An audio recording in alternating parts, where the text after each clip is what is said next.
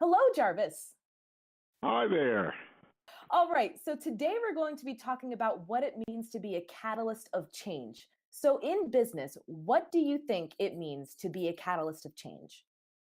Uh, for me, catalyst of change means pushing against the status quo, and that could entail looking to make changes to how business is done, how people um, go about performing their job.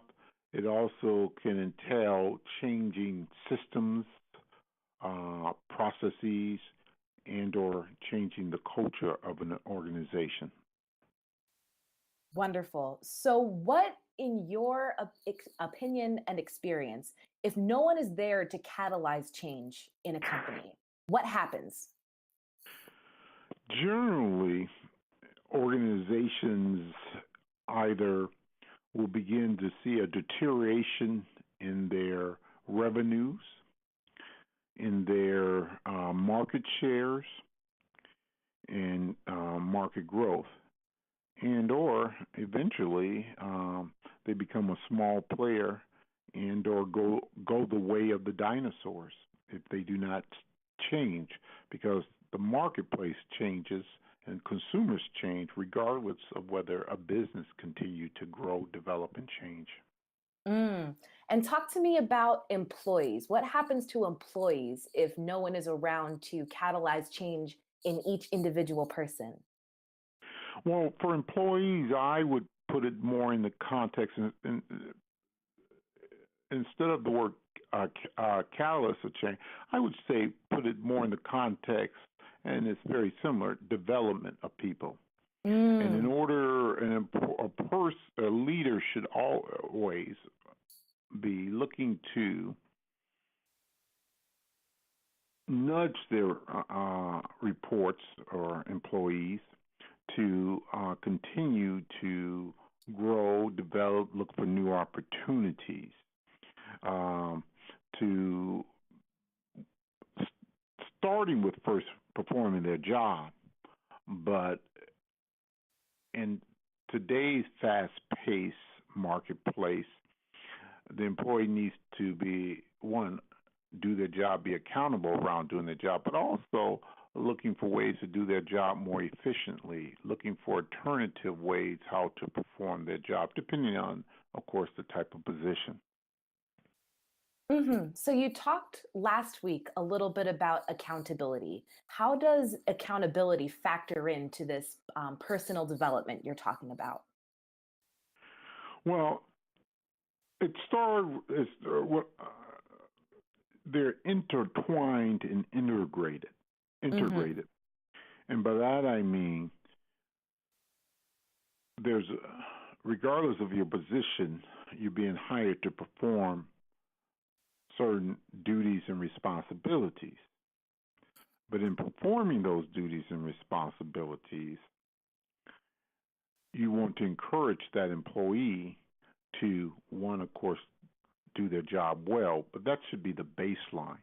But secondly, I think most organizations and leaders, especially appreciate those employees who exceed, if you will, expectations, who look to challenge themselves, challenge in a respectful way the organization, and also challenge those around them in a respectful way.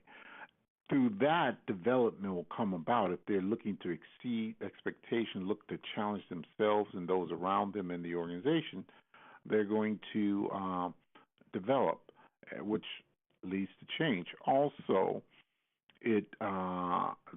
you want to provide them with, if you have a excellent employee, you as a leader should be providing them with challenges and challenging situations and new situations to take on. That leads to through development, business wise, and hopefully on a personal way also. hmm So, for someone who's a young leader in a company, who's looking for advice on how to manage a company whose office culture has gotten somewhat stagnant, where people aren't receiving those nudges and that encouragement that you're talking about. How would you counsel a young leader to sort of change that culture and make sure that they are, within reason and within respect, encouraging and helping their employees to develop and change? Well, this is going to probably surprise you and may surprise someone, and this comes through experience. There is something to be said for experience. What I would say to that person is, first of all, it's extremely difficult for any individual, including the CEO, to change an established culture, particularly overnight, over a few years. I'm talking about organizations that are established and even new organizations. They take on a culture of their own after a few years. So I would say to some young leader, one, you have to ask yourself, is this really a good fit for you? You may love where you work, but it may not be the best fit for you any longer as far as what gets you up in the morning, as far as you feeling you have ability to contribute. That in no way is to discourage you from trying to move the culture, I would say. I think it's extremely difficult to change a culture. Many CEOs, I know this is hard for people to believe because culture leadership starts at the top, but environments take on their own culture after a while, and it isn't as easy as it may sound to change. So the first thing is to check in, is this where I'm fully being utilized? Mm. And if the answer is no, I think it is a decision. Is this the best place for me? I know that may sound surprising, but changing a culture often is pushing a rock up the hill. I imagine. Yeah, and so you can. And, there's nothing wrong with pushing that rock up the hill, but I don't know. I'd rather probably be in an environment where I'm sliding down the hill because I'm in a culture that I'm not always fighting resistance, that can utilize and appreciate my what I have to offer. Right. Now, I Have you I ever think had success changing an office culture? Have you ever done it? I change culture to me means an overall. It's like what's in the water. You don't see what's in water. It's just there. It just is. A fish doesn't know it's in water. It just is. And I don't know if you understand what I mean by that. That's just the air we breathe. We just breathe air. We don't think about it. We don't see it. We just breathe. Culture is similar. So, have I tried to change an entire organization's culture? No. Have I changed how a particular division, department, unit does business within that culture? Absolutely. Yes. So, what are some of your best practices when you help to change the culture of a small part of a corporation? What were, if you had to come up with the three biggest things that ensured success for that transition, what would they be? This just comes from experience, being around, and so I do want to say this, and I'll answer your question. Anyone who wants to go change a culture, God bless you. Go at it. So, and I mean that. I'm not being facetious. I'm not trying to discourage you, but I'll tell you, I'm dating myself. I tell my son, and he's just in college, find a place that you take away, contribute 100%, learn as much as you can, and if it's a good fit, stay. If it's not, take the talents you've learned to another place that is possibly a better fit.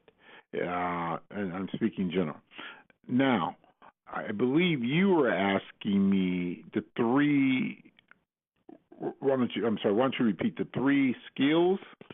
Yeah. That well, why don't you? I'm sorry. Why don't you repeat the question? I want to make sure I answer it, if that's okay. Sure. So you mentioned that you had success on small scales, being able to make changes to departments and to specific teams for changing cultures on a very small level. So, what skills of yours do you think contributed to that success? Oh, okay. I'm sorry. That helps a lot. Um, for me, it definitely in a division or department or unit that I'm talking about, and these are large companies, so relatively large division department, but it could be a small division or department. It definitely starts with the leadership, the head, the business head. Me personally, I'm just wired to challenge people, to develop people, to grow people. From my experience, a lot of times organizations want people to operate within a box. And I am by nature a change agent. So it's just my natural disposition to provide people with opportunities to develop and grow, to challenge them, to challenge themselves.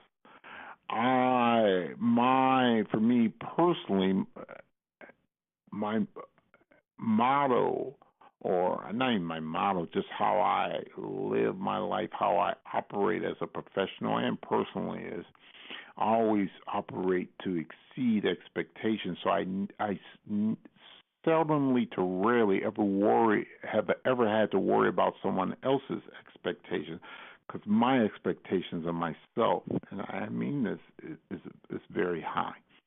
Now, the Mm. flip side of that, I have to be careful because I've learned, not learning, that my expectations of others is very high too. And so, bringing it back around to your question, when you have one spot talent, I'm pretty good at spotting talent. That's why I can tell you're extremely talented. I know that I should probably be saying that during this, but I can't. I'm very good at spotting talent. I'm fairly good at then utilizing that talent by giving opportunities and setting expectations slash boundaries around what's expected of that person and providing that person with resources.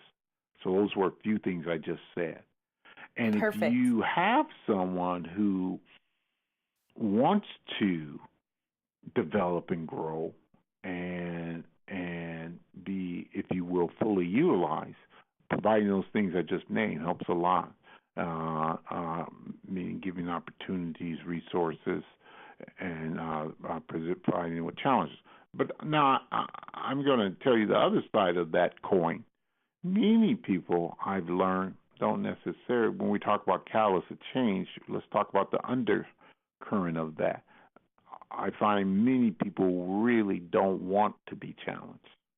I know that's not where we may want to talk about, but many people don't want to be challenged. Many people like the status quo. Let's put it another way. Many people get comfortable at what they're doing and they don't want to do something different. So you Hmm. have to recognize those people too, and there's a huge place for those people, because someone has to deliver the mail every day. It ain't fancy, it ain't pretty, but it is extremely important and valuable and needs to be done. So Hmm. it's finding that balance. Perfect. Well, thank you so much for sharing today, Jarvis. I really appreciate it. Yes, you're welcome.